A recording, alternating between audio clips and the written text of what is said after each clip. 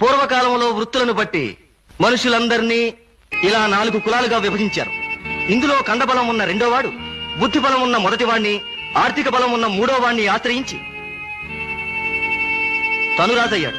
తనకు సహాయపడినందుకు కృతజ్ఞతగా వేళ్లలో కొంతమంది మేధావులకు మంత్రి పదవులిచ్చాడు. అలా మంత్రి పదవి పొందిన మేధావి రాజు పరిపాలన సురక్షితంగా ఉండటం కోసం తమ 3 కంటే సంఖ్యాబలంలో ఎక్కువగా ఉన్న ఈ శ్రామిక కులాన్ని 100 ముక్కలుగా విడగొట్టాడు. ఎలా విడగొట్టాడు? వ్యవసాయం చేసేవాడిని నీదో కులం అన్నాడు.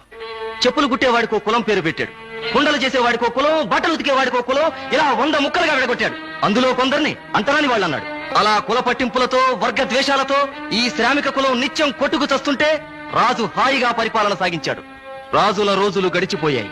కాలం మారిపోయింది. అందరికీ ఓటు హక్కు వచ్చింది. ఓటు బలంతో గద్దెనెక్కాలంటే సంఖ్యలో ఎక్కువ ఉన్న శ్రామిక వర్గం సహాయం కావాలి.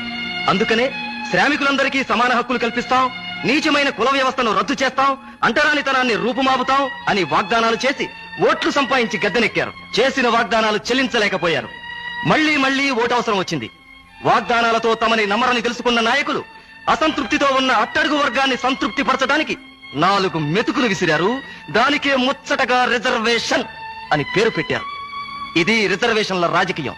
ఆ రాజుల కాలం నాటి నుండి ఈనాటి వరకు ఎవరు ఎవరిని చేరదీసినా, ఎవరికి హక్కులు కల్పించినా వాళ్ళ స్వార్థం కోసం, వాళ్ళ పదవుల కోసం చేశారే తప్ప సమాజ శ్రేయస్సు కోరి కాదు.